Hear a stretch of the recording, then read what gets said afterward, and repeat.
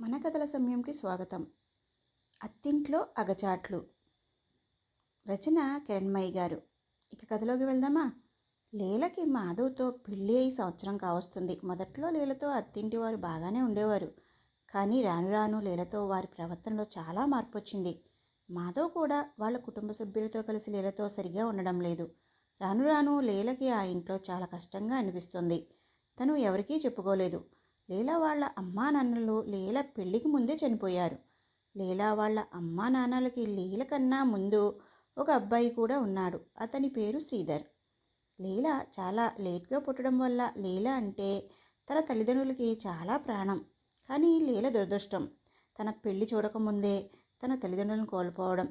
లీల వాళ్ళ తల్లిదండ్రులు వాళ్ళకి ఎక్కువ ఆస్తులు ఏమీ కూడబెట్టకపోయినా 1 ఎకరం భూమిని మాత్రం వాళ్ళ పేరు మీద మిగిల్చి వెళ్ళారు. లీలకి ఏదో కొంత కట్నం ధనరూపేణా చెల్లించాడు వాళ్ళ అన్నయ్య శ్రీధర్.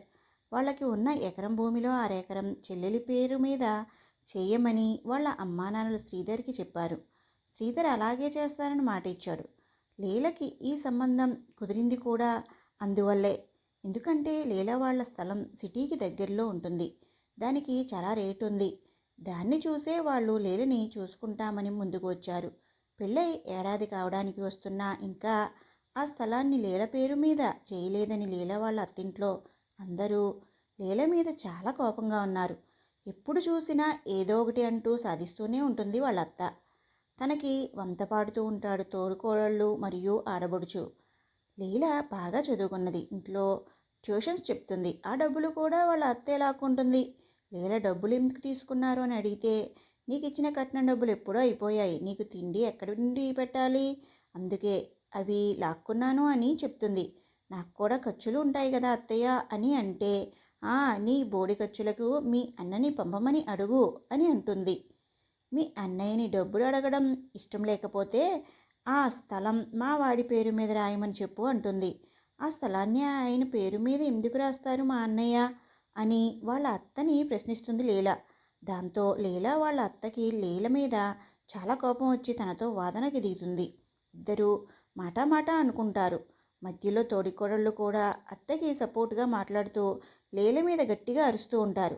అప్పుడే డ్యూటీ నుండి వచ్చిన మాధవ్ కూడా వాళ్లతో కలిసిపోయి లీల మీద చేయి చేసుకుంటాడు.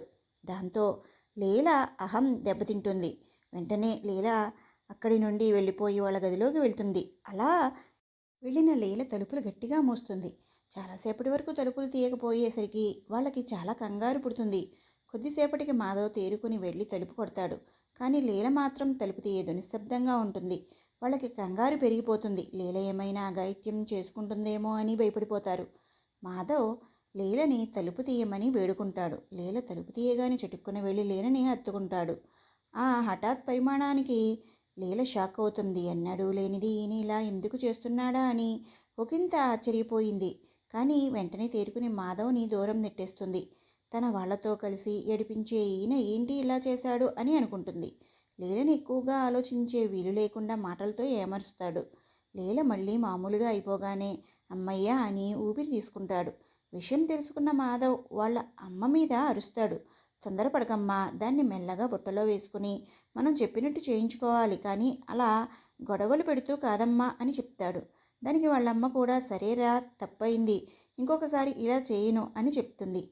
దీపావళి పండగ వస్తుందని శ్రీధర్ చెల్లెల్ని బావని పండగకి రమ్మని పిలవడానికి లీలా వాళ్ళ అత్తవారింటికి వెళ్తాడు. లీలా వాళ్ళ అత్తకి అతన్ని చూడగానే మళ్ళీ ఆ స్థలం విషయం గుర్తుకొస్తుంది. కానీ ఏమీ అనకుండా మామూలుగానే మాట్లాడుతుంది. నువ్వు వెళ్ళు బాబు, పండక్కి మీ చెల్లిని బావని నేనే దగ్గరుండి మరీ పంపిస్తాను అని చెప్పి పంపించేస్తుంది. శ్రీధర్ ఆమె మాటలకి మురిసిపోయి, నన్నే ఇంత బాగా పలకరించింది అంటే నా చెల్లిని ఇంకెంత బాగా చూసుకుంటుందో అని మురిసిపోయాడు. శ్రీధర్ వెళ్ళిపోయిన వెంటనే లీల వాళ్ళ అత్త మళ్ళీ లీల మీద విరుచుకుపడింది. లీల ఈసారి ఏమీ మాట్లాడకుండా మౌనంగా ఉంటుంది. పండగ దగ్గరికి వస్తుంది. శ్రీధర్ ఒకసారి లీలకు ఫోన్ చేసి రమ్మని గుర్తు చేస్తాడు. లీల ఒకతే వెళ్ళాలి అనుకుంటుంది. కానీ పండగ కదా, ఇద్దరం కలిసి వెళ్ళాలని మాధవ్ డ్యూటీ నుండి వచ్చేదాకా ఆగి మాధవ్ని తీసుకుని వెళ్తుంది. మాధవ్ వెళ్లే ముందు వాళ్ళమ్మ మాధవ్కి ఆ స్థలం గురించి గుర్తు చేసి దీపావళి కట్నంగా ఇవ్వమని అడుగు అంటుంది. మాధవ్ సరేనని లీలతో కలిసి అత్తారింటికి వెళ్తాడు. పండగ బాగా జరుగుతుంది. శ్రీధర్ చెల్లికి బావకి బట్టలు పెడతాడు. మాధవ్ శ్రీధర్ని స్థలం గురించి అడుగుతాడు. ఆ స్థలం మా పేరు మీద రాయమని చెప్తాడు. దానికి అదేంటి బావా, మా చెల్లెలి పేరు మీద చేస్తానని చెప్పాను కానీ మీ ఇద్దరి పేరు మీద కాదు కదా అని అంటాడు శ్రీధర్. దాంతో ఉగ్గబట్టుకుని ఉన్న కోపాన్ని అంతా వెళ్ళగక్కుతాడు మాధవ్. సంవత్సరం నుంచి ఎదురుచూస్తుంటే ఇదా నువ్విచ్చేది దీపావళి కానుకగా అని శ్రీధర్ మీద నిప్పులు కక్కుతాడు. వెంటనే లీల దగ్గరికి వెళ్ళి తనని నోటికొచ్చిన మాటలు అని చెయ్యి చేసుకుంటాడు. శ్రీధర్ తన బావ చేసే పనులకి షాక్ అవుతాడు. మాధవ్ అలా చేయడం ఎన్నడూ చూడని శ్రీధర్కి మతిపోయినంత పనైంది. వెంటనే తేరుకుని మాధవ్ దగ్గరికి వెళ్ళి తనని గట్టిగా మందలిస్తాడు. అప్పటికే శ్రీధర్ మీద ఉన్న కోపంతో మాధవ్ లీలను వస్తావా రావా అని కోపంగా అడుగుతాడు. లీలకి ఏం చెయ్యాలో తెలియక అలాగే నిలబడిపోతుంది. కానీ మాధవ్ మాత్రం వెంటనే బయటికి వెళ్ళి ఆటో పట్టుకుని ఇంటికి వెళ్ళిపోతాడు.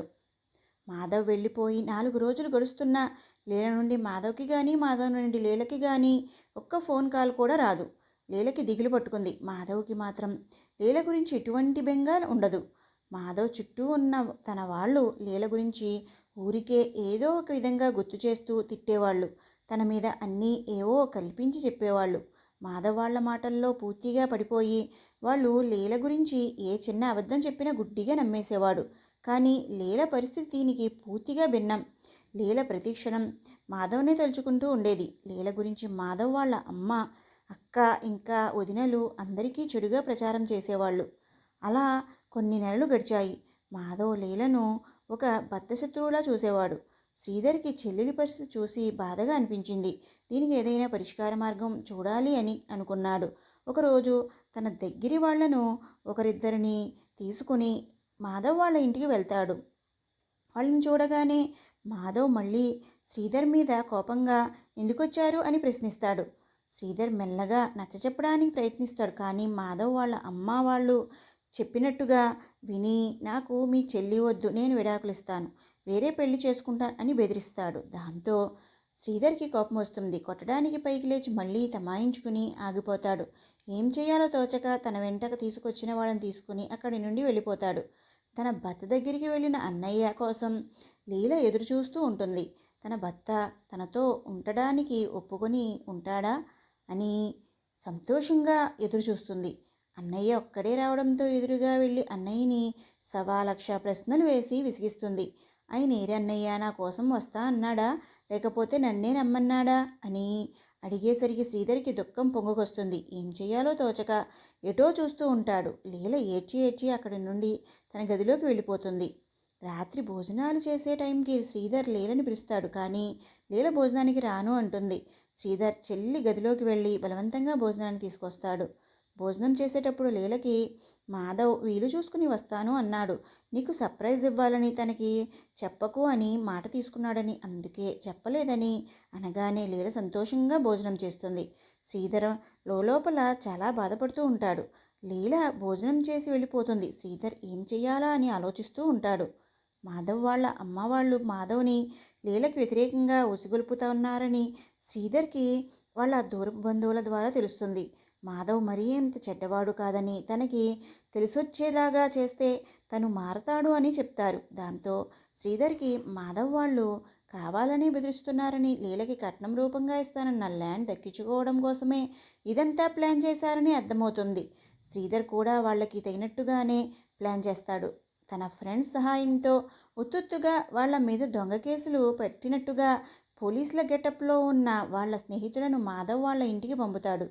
పోలీస్ గెటప్లో ఉన్న తన స్నేహితులు మాధవ్ వాళ్ళ ఇంటికి వెళ్ళి వాళ్ళను బెదిరిస్తారు. మొదట్లో మాధవ్ వాళ్ళ అమ్మ, వదినలు, అక్క వాళ్ళు భయపడరు. కానీ వాళ్ళ సూపర్ యాక్టింగ్కి చాలా భయపడిపోతారు. మాధవ్ని వాళ్లే మళ్ళీ లీల దగ్గరికి వెళ్ళి కేసులు కొట్టేయమని, మాకు ఆ ల్యాండ్ వద్దు, ఏమీ వద్దు అని బతిమిలాడి తనని తీసుకురమ్మని చెప్పి పంపిస్తారు. కానీ మాధవ్కి తన తల్లి అలా చెప్పడం నచ్చలేదు. ఇన్ని రోజులు తనని వద్దు అని ఇప్పుడు వెళ్ళి తనని బతిమిలాడాలి అంటే మాధవ్కి నచ్చదు. అదే మాట వాళ్ళ అమ్మకి చెప్తాడు. దాంతో మాధవ్ వాళ్ళ అమ్మ మాధవ్ని నానా మాటలు అంటుంది.